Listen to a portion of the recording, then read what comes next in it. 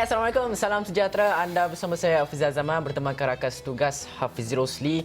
Hari ini hari Sabtu, hujung minggu. Seperti biasa kita berada di rumah, tapi dalam masa yang sama perlu diingatkan semalam adalah hari yang bersejarah buat negara kerana banyak perkara yang berlaku, isu-isu dalam negara yang menjadi bualan netizen, bukan saja di media sosial tetapi juga pada peringkat-peringkat yang lain juga. Dan kita nak melihat kepada sejarah yang berlaku semalam adalah secara sahnya, secara orang kata secara keseluruhannya, semalam adalah hari di mana Malaysia mencatatkan 287 kes yang tertinggi pernah dicatatkan akibat COVID-19 ini di dalam negara, yang mana kalau kita lihat angka-angka yang tinggi pernah direkodkan pada bulan Jun dan juga sehari sebelum semalam, iaitu 260, dan kita melihat kepada angka tertinggi ini sekaligus memberi satu indikator kepada kita semua bahawa perang COVID-19 ini adalah dalam keadaan yang ketidaktentuan.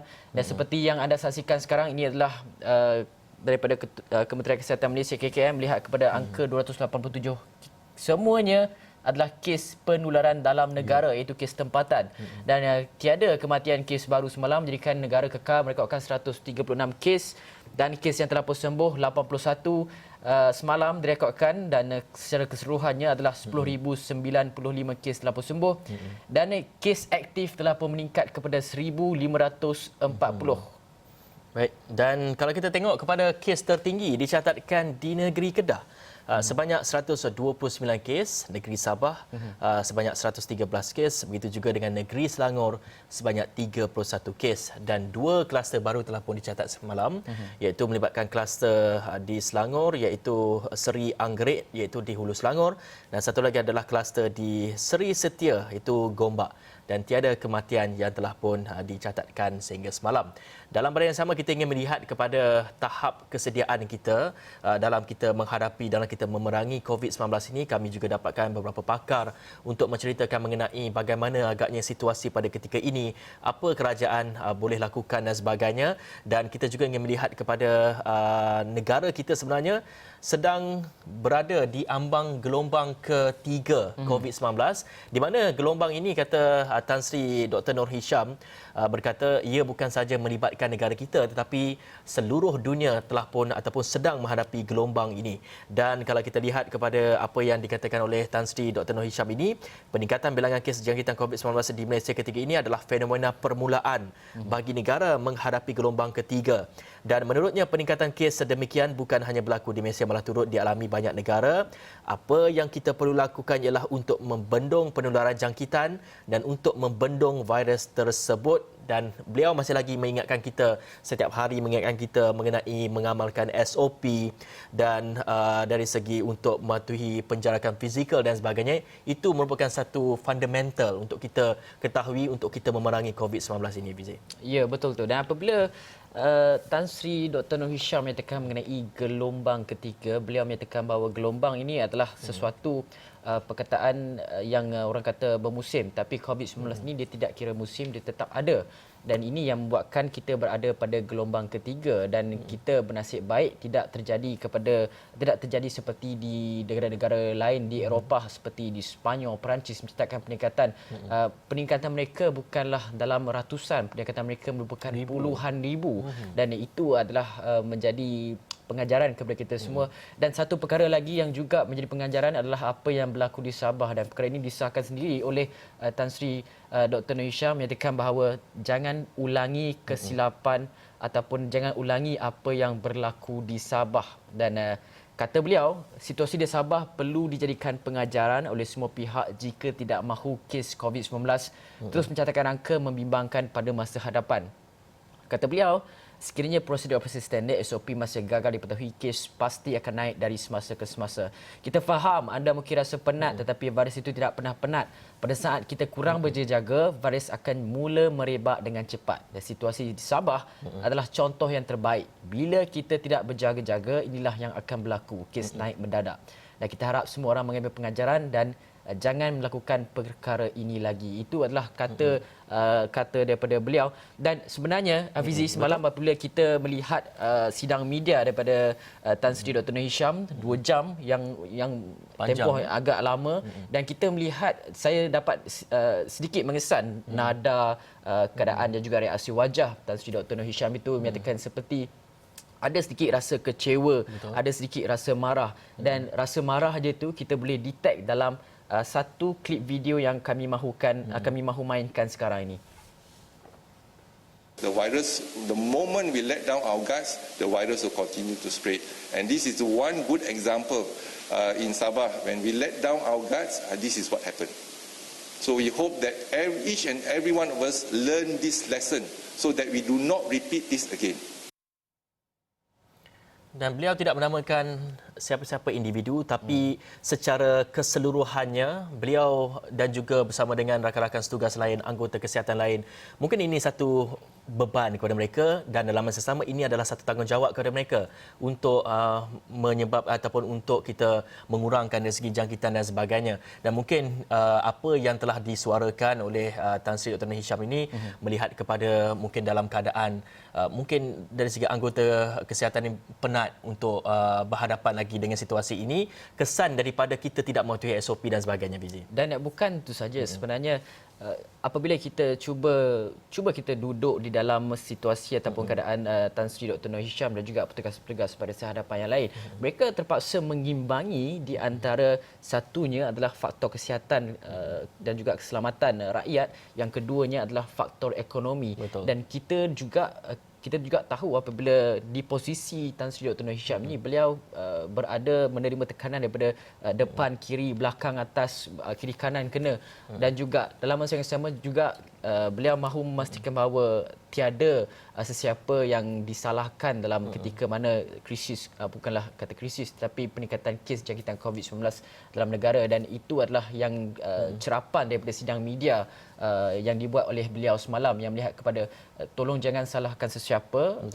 Sekarang ini walaupun mengalami peningkatan jangkitan yang tinggi dalam negara, mencatatkan yang tertinggi dalam sejarah Malaysia ini, tetapi dalam masa yang sama juga tidak terlambat untuk kita memastikan bahawa segala prosedur, segala strategi yang kita merancang untuk mengurangkan jangkitan COVID-19 seperti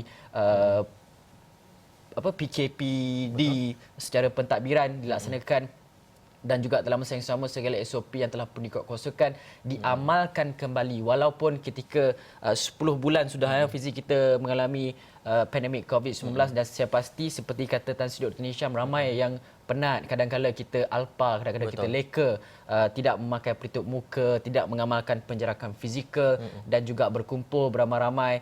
Itu adalah salah satu daripada punca dan juga penyebab jangkitan penularan itu berlaku. Dan sekarang ini kita tidak tahu, kerana KKM belum lagi menyatakan bahawa sama ada kes-kes jangkitan COVID-19 di Semenanjung ini yang berasal daripada Sabah. Kita tidak tahu sama ada ia adalah mutasi D614G, kerana kita tahu di Sabah ada mutasi D614G sama dengan kluster Sibagangga di Kedah itu.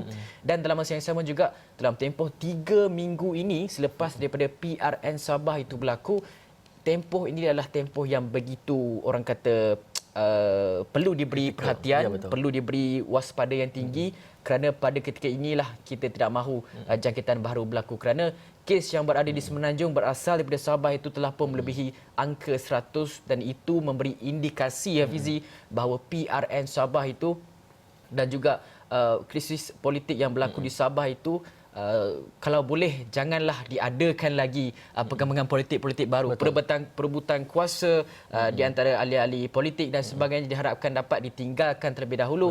Dan kita perlu berganjak kepada keselamatan rakyat terlebih dahulu, dan ini adalah tanggungjawab bukan saja kerajaan tetapi juga semua pihak itu. Betul, itu menjadi perkara pokoknya. Dan kita nak bercakap mengenai apa yang Fizi katakan pasca pilihan raya negeri Sabah. Dan kalau kita lihat kepada pelaksanaan ataupun kepada penguatkuasaan telah pun ditetapkan oleh kerajaan, iaitu semua individu yang pulang dari Sabah menjalani saringan kesihatan COVID-19 di pintu masuk antarabangsa yang bermula pada 27 September hingga 10 Oktober depan. Dan sejurus mereka masuk ke dalam pintu masuk antarabangsa ini, mereka akan menjalani perintah pengawasan dan juga pemerhatian di rumah HSO dan dipakaikan dengan gelang kuarantin dan sebagainya. Dan tarikh HSO ini pula sebenarnya bermula dari tarikh ketibaan mereka di pintu masuk antarabangsa sehingga ujian makmal diperoleh, dan ini yang terpaksa ditempuhi juga bagi petugas-petugas bagi pilihan raya negeri Sabah PRN minggu lalu. Begitu juga dengan mungkin ada Lily Portit yang turut terlibat sama dalam menjayakan PRN minggu lalu. Dan kita ingin melihat salah seorang daripada mereka yang mengkuarantinkan di HSO ini adalah editor Esra Awani sendiri, yang kini menjalani HSO dalam tempoh yang ditetapkan. Dan untuk bercerita mengenai dari segi pengalamannya, apakah relevannya kita mengadakan HSO ini, kuarantin ini, dan kita ingin bersama dengan Haji Nazri di talian Skype ketika ini. Haji Nazri, Assalamualaikum, selamat pagi. Salam Hafizi kali dua. Alhamdulillah, nampak sihat dan ceria di situ, dalam Haji. kami Nazri Kahar merupakan salah seorang daripada editor dan begitu mesra dengan panggilan Haji Nazri. Saya nak kepada Haji Nazri. Haji Nazri, berapa hari dah Haji Nazri sejak daripada tiba daripada Sabah, bukanlah orang kata berkempen, tapi melaporkan situasi PRN di Sabah itu, berapa hari dah Haji menjalani kuarantin, dan apakah pentingnya kuarantin ini untuk kita semua faham, Haji, bahawa 14 hari itu adalah satu tempoh yang perlu individu yang pulang daripada kawasan berisiko tinggi untuk jalani? Ya, Hafizi, ini merupakan hari keempat kita laksanakan HSO, dan kesemua kru Eswawani, 6 orang semuanya, mengambil keputusan untuk melakukan HSO secara kendiri ini 14 hari. Itu secara sukarela kami lakukan kerana mengambil kira hampir semua 6 orang kru ini sudah pun bertebaran di seluruh negeri Sabah. Bagi diri saya sendiri dan juga jurukamera Ruzdi Maksaman, setibanya saya pada 10 hari bulan 10 yang lalu, saya terus ke Tawau. Ketika itu, kes kluster Benteng baru bermula, iaitu dari pusat tahanan di Tawau dan dibawa ke penjara di Lahadatu, dan bertebaranlah kes untuk kluster Benteng. Jadi saya rasa bertanggungjawab untuk merasakan saya sudah pun berada di kawasan epicenter kluster utama negeri Sabah. Dan selepas itu saya membuat liputan di Lahadatu, di Kunak dan juga di Sempurna. Pada 2 minggu pertama saya berada di Sabah, saya menumpukan liputan. Kalau Hafizi melihat dan juga memerhati liputan saya berada di pantai timur Sabah. Dan pastinya saya sudah pun berada di kawasan-kawasan yang begitu sensitif, kawasan yang kritikal, ada kes berkaitan dengan COVID-19.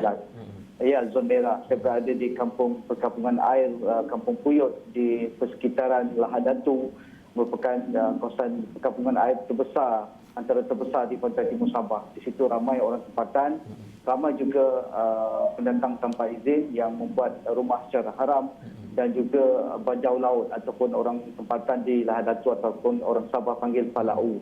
Jadi kita tidak tahu status kesihatan mereka, dan mereka berkeliaran di sekeliling saya ketika membuat liputan, walaupun saya melakukan segala persiapan untuk mengelakkan dari penularan tempatan ini, memakai pelitup muka sepanjang masa, sanitize tangan saya almost all the time, dan saya tidak bergerak banyak, iaitu tidak melakukan pergerakan rambang ke banyak tempat, hanya kawasan-kawasan tertentu yang saya rasa selamat ataupun saya rasa ada kelebihan untuk kita mengelakkan penularan. Dan selepas itu saya pulang ke hotel. Itu pun saya rasa masih ada rasa kita terlepas pandang. Misalnya ada orang ingin bersalam tetapi kita tidak bersalam, tetapi menunjukkan tangan macam ni kan biasa kita buat tu. Kadang-kadang kita terlepas, kita melakukan sentuhan demikian dan kita tidak tahu status orang tersebut.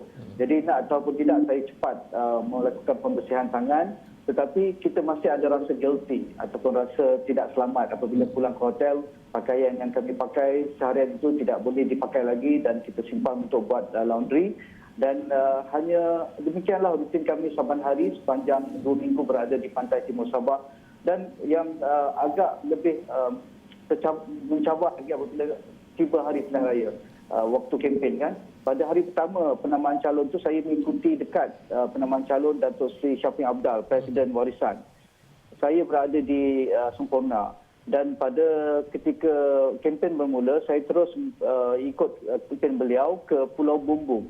Pulau Bumbung hanya beberapa kilometer saja dari Pekan Semporna itu kalau menaiki bot. Dan di situ saya melihat begitu ramai sekali dalam satu rapat umum yang begitu ramai menyambut ketibaan Ahli Parlimen Semporna dan bekas Ketua Menteri Sabah ini merupakan satu kejutan budaya bagi saya kerana orang Bajau memang melihat susuk Datuk Seri Syafie Apdal ini satu susuk yang begitu dihormati bagi kaum mereka. Jadi mereka menyambutnya dengan begitu meriah, dengan begitu ramai sekali walaupun mereka memakai pelitup muka. Tetapi penjarakan fizikal tidak berlaku. Di waktu kempen bermula di bawah kemah di kampung Balimbang itu. Jadi saya pun tidak rasa selesa ketika itu. Jadi bayangkanlah kalau saya balik ke sini Kuala Lumpur selepas selesai pada 29 hari itu, saya tidak melakukan HSO. Saya mengambil keputusan untuk melakukan HSO 3 hari saja. Keputusan dah dapat, dah boleh potong gelang pink saya ni. Jadi saya rasa saya tidak bertanggung jawab pada diri saya sendiri. Dan juga saya tidak bertanggung jawab pada ahli keluarga dan rakan-rakan sekerja ataupun orang yang ada di sekeliling saya. Jadi, nak ataupun tidak, apa yang dikatakan Dr. Nur Hisham semalam, Tasri Dr. Nur Hisham, adalah benar. Kita sendiri yang bertanggung jawab, kita rasakan kita ada sesuatu yang perlu dibersihkan dahulu, mengapa tidak kita lakukan responsible sendiri itu. Jadi, sedikit menjawab apa yang dimaukan oleh Hafizi. Baik Haji, sedikit dari segi proses yang setiba di pintu masuk utama di lapangan terbang, apa proses-proses yang perlu dilalui dan pada ketika ini mungkin ada dari segi saringan seterusnya yang akan dijalankan ataupun sudah mendapat result. Jadi kita tahu apabila sudah mendapat result, sekiranya kita negatif dan tiada simptom, kita tidak lagi mungkin kita diberikan pilihan sama ada ingin terus mengkuarantinkan diri ataupun tidak. Sedikit proses itu. Sikit lagi Haji, saya ingin menambah apa yang dikatakan oleh Hafizi. Ada beberapa pihak ataupun sebenarnya ramai netizen mempertikaikan HSO itu sebenarnya kurang relevan ataupun kurang keberkesanannya berbanding dengan apabila pulang daripada kawasan berisiko terus ditempatkan di kawasan-kawasan ataupun pusat-pusat isolasi untuk memastikan bahawa jangkitan itu tidak berlaku. Kerana semalam juga kita ada kes yang menyatakan bahawa pada awal ujian dilakukan negatif tetapi apabila dipotongkan gelang itu dan sebagainya, kemudian tiba-tiba mendapati ia positif kembali. Jadi bagaimana pandangan Haji mengenai perkara ini, Haji? Ya, kalau kita ibas sedikit proses bagaimana kami melakukan HSO ini, setibanya di lapangan terbang KLIA, pada hari 29 hari bulan hari itu dah kuranglah sedikit ataupun kesesakan berbanding hari pertama, hari kedua selepas pasca pilihan raya di Sabah. Lebih tersusun, lebih ramai petugas disediakan oleh KKM dan juga NADMA, NKN dan kami hanya mengambil masa sekitar 10 minit saja dari balai ketibaan. Kami disambut dengan mesra oleh petugas MHB, KKM dan juga NADMA. Mereka berpakaian PPE, mereka menyediakan sumber botol air dan juga keping roti dan kami diminta untuk mengisi ataupun ambil QR code MySejahtera untuk update profil kami dan selepas itu kami perlu mengisi semula dokumen yang kami bawa dari Sabah itu untuk meletakkan di mana tempat isolasi ataupun tempat kuarantin kita itu secara spesifik. Jadi keputusan kami yang sudah sampai itu untuk melakukan isolasi di pusat kuarantin hotel yang kami duduk sekarang ini, kami letak alamat tersebut dan apabila selesai kami dibawa untuk melakukan calitan pertama swab COVID-19. Di situ kami diminta untuk update lagi nombor telefon, alamat dan juga nama dan termasuk nombor kad kenalan dan seterusnya urusan swab itu diambil dan banyak stesen lebih daripada 10 stesen. Maksudnya cepat, mengambil masa yang begitu cepat sekali calitan pertama di dalam tekak kita dan juga calitan kedua di dalam hidung. Agak pedih juga, menangis juga lah saya. Tapi the best part ni apabila saya dapat calitan tu, saya tanya, dah selesai? Abangnya orang pertama tanya, dah selesai? Biasa orang kata dah cepat. Maksudnya abang tak kisah pun dapat calitan kat hidung yang pedih tu. Okey, selesai. Terus kita ambil gelang. Gelang ni diminta untuk kita pakai, ada tulisan nombor IC kita, tarikh kita memasuki di pusat kuarantin pada hari tersebut 29 hari bulan, dan juga pusat kesihatan daerah PKD yang akan kita dapat keputusan calitan swab itu. Jadi selepas itu terus kami dibawa masuk, kami diminta untuk ke pusat kuarantin yang dedicated di stesen isolasi yang khas ini di bawah Natma, yang hotel di Kuala Lumpur ini. Kami tidak boleh keluar terus dah. Maksudnya dengan surat kebenaran one way ticket itu, kami ambil Grab terus ke hotel, dan sampainya di hotel pemandu Grab pun tidak boleh turun, dan kami pun tidak boleh turun dulu.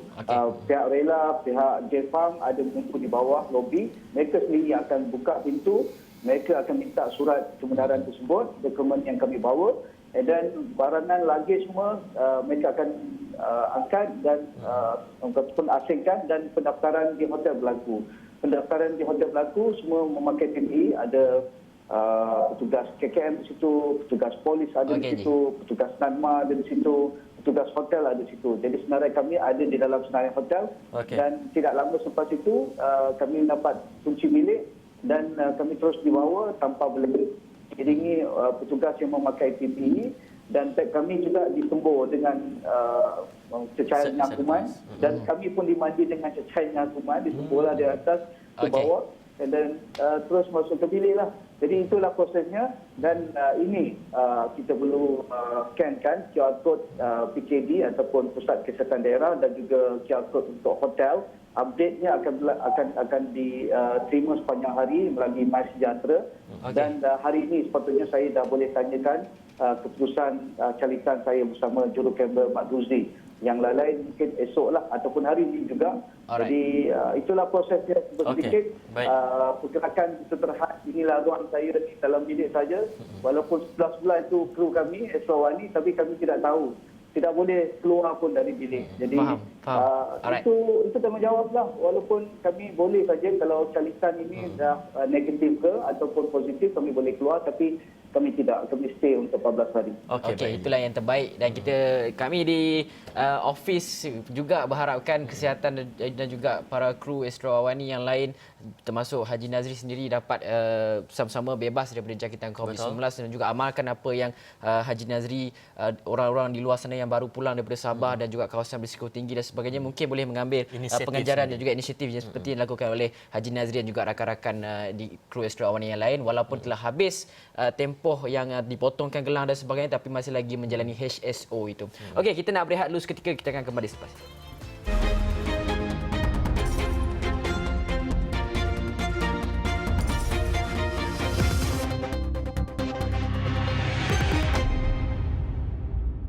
Okey, semalam pelajar-pelajar Institut Pengajian Tinggi IPT marah akan kenyataan dikeluarkan oleh Kementerian Pengajian Tinggi. Yang mana kalau kita lihat, KPT semalam telah pun mengeluarkan satu siaran akhbar yang mencadangkan kepada semua IPT untuk menangguhkan pendaftaran secara fizikal atau bersemuka bagi pelajar baru dan lama ke kampus masing-masing. Kata KPT, semua urusan pendaftaran pelajar boleh dilakukan dalam talian, termasuk sesi pengajaran dan juga pembelajaran, sehingga ada pengumuman mengenai ianya yang dilakukan.